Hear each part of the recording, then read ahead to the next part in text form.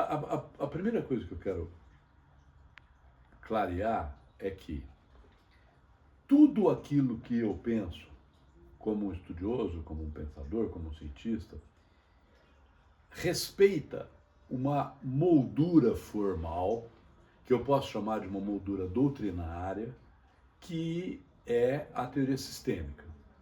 A teoria sistêmica, ela é simultaneamente um modo de pensar sobre uma metodologia, uma doutrina, e ela tem duas origens fundamentais. A primeira origem é a princípio a matemática, do Bertrand Russell e do Alfred North Whitehead, que se debruçou sobre aqueles chamados paradoxos do tipo Epimênides de Creta.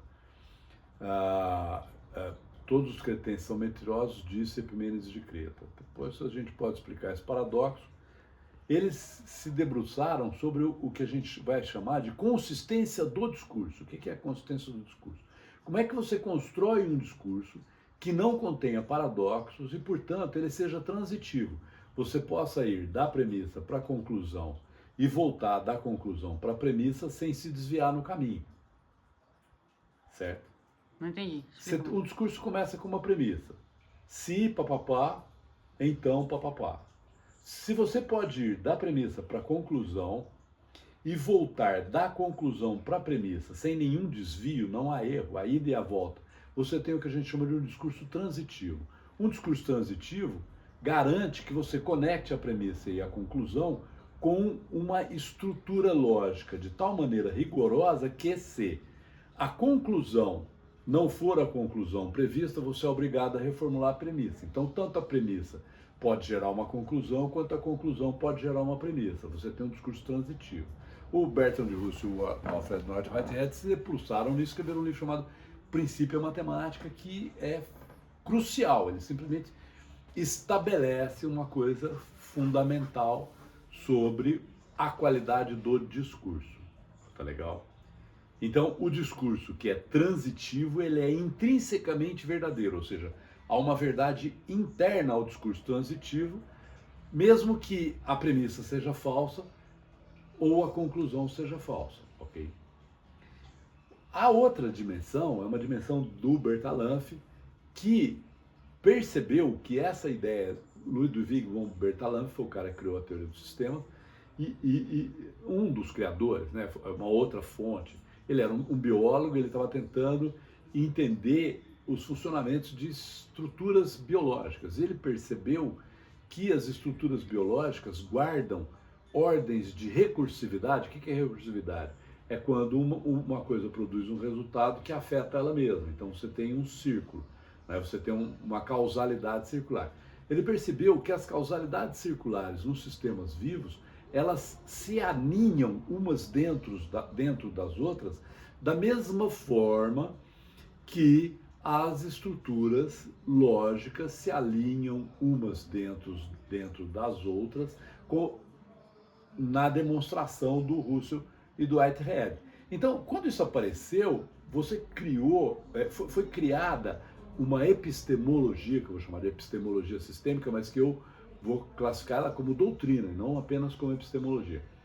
Uma epistemologia sistêmica que garante que você consiga testar proposições sobre o mundo deduzidas de um conjunto de premissas e, com esse teste, corrigir as premissas ou confirmar as proposições.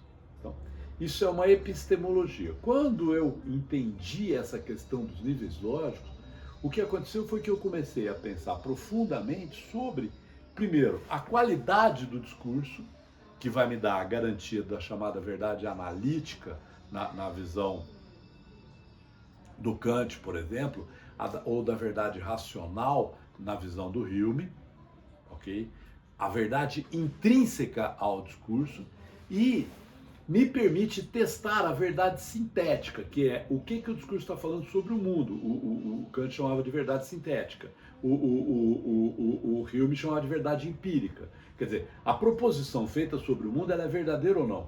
E para saber se ela é verdadeira ou não, eu preciso que o discurso que construa essa percepção, essa proposição, seja rigoroso de tal maneira que, se ela for falsa, eu sou obrigado a voltar para trás na minha transitividade e reformular a minha premissa.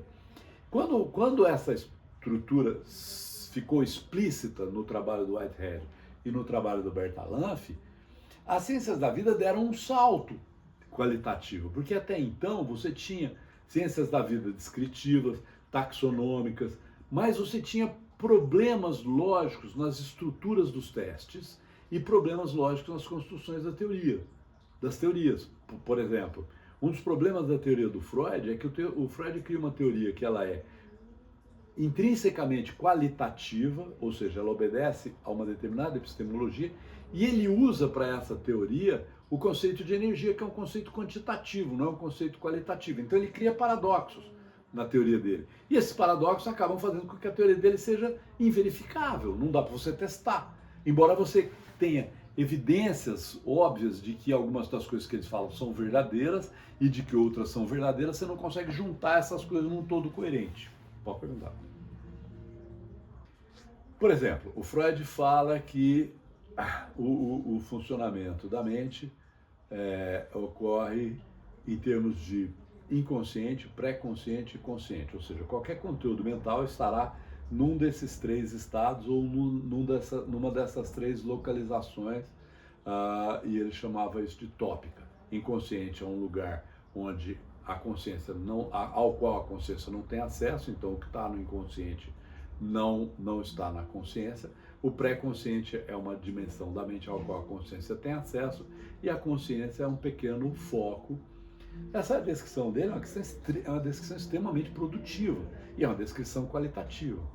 Mas ele argumentava que o funcionamento das ideias, da passagem do inconsciente para o consciente, do consciente para o inconsciente, através do pré-consciente ou não, era um funcionamento que se dava pela catexia, ou seja, pela quantidade, pela intensidade emocional que aquela ideia guardava. E aquela ideia seria, por exemplo, você teve uma experiência, essa experiência foi extremamente dolorida. Então essa dor extrema criou naquela experiência, criou uma memória naquela experiência, tá legal? E você, para se defender da dor daquela experiência, você reprime a experiência fazendo tarefas específicas, tá legal? E aí ele dizia que a catexia é uma distribuição energética da libido. Isso se combina, por exemplo, com a ideia da lei de força de Pavlov. Disparos extremamente intensos deixam vestígios mais facilmente recuperáveis na memória. Mas gera alguns problemas importantes. Por exemplo, se é assim, o que acontece quando você traz aquela ideia para a consciência? Você cria um problema puramente energético. E isso levou Freud a supor a teoria da catarse. Quando você traz a ideia para a consciência, o primeiro método ele chamava hipnocatártico, você descarrega aquela energia e ao descarregar aquela energia, a ideia fica livre para vir à consciência, ok?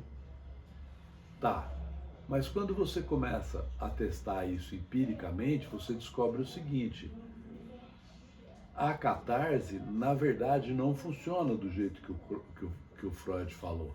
Ela não libera a ideia para vir para o consciente. Às vezes ela gera o efeito contrário. Às vezes a catarse transforma a ideia numa ideia fixa no consciente, certo? Porque ela foi reforçada por uma descarga de energia. E aí, a teoria da fobia dele, por exemplo, que na hora que você descobrisse a origem da fobia, a fobia se desmontava, é uma teoria que simplesmente não funciona, não resolve. Não é? Inclusive, uma das grandes acusações ao Freud, que é uma acusação, não é uma acusação, uma das principais críticas ao Freud, que foi feita pelo Volpe Hartmann, é que, segundo a teoria original do Freud, se você não liberar a energia, a fobia não desaparece. Se você liberar a energia, a fobia desaparece. Ele explicitou essa teoria numa descrição de casos do pequeno Hans. E o fato é que todas as histórias que se sabe sobre o pequeno Hans, na verdade, desmentem o que ele falou no texto dele. E aí o Volpe e o Rashomon mostraram que isso não é verdade. E quando você trabalha com a teoria, com a fobia, usando apenas simplesmente um método de inibição recíproca, ou seja, você diminui a intensidade emocional enquanto você traz a ideia, o contrário da catarse, você reduz a intensidade da explosão emocional e traz a ideia à mente, a fobia desaparece. E os estudos empíricos mostram que esse tipo de tratamento não apenas faz a fobia desaparecer, mas ela nunca mais volta e, principalmente, outras coisas na mente do sujeito mudam, porque aquele evento deixa de ocorrer de forma sistemática. Então, o que acontece? Esse tipo de erro que aparece na teoria do Freud, ele ocorre justamente por causa dessa dificuldade de discernir o nível lógico do discurso e o nível empírico de recursão ou de laço de feedback sobre o qual ele está falando. É como se você tentasse tratar a célula com uma massagem no músculo. A massagem no músculo não vai alterar a função interna da célula, ela vai alterar a relação da célula com a outra, porque o músculo é um tecido composto de células.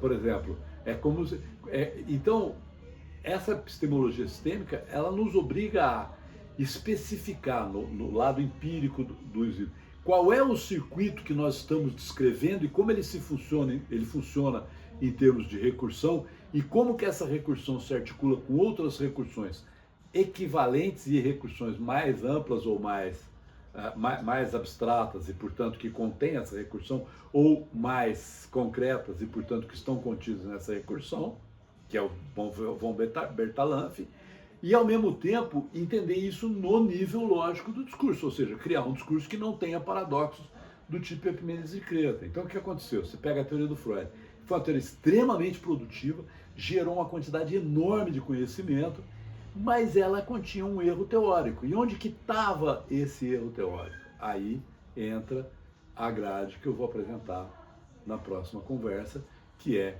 a grade da teoria do conhecimento, que eu chamo de doutrina, teoria, proposição e teste, ou dependendo do lado da dimensão que você está. Se você está no raciocínio empírico, que é fundamentalmente indutivo, ou se você está no raciocínio racional, que é fundamentalmente dedutivo.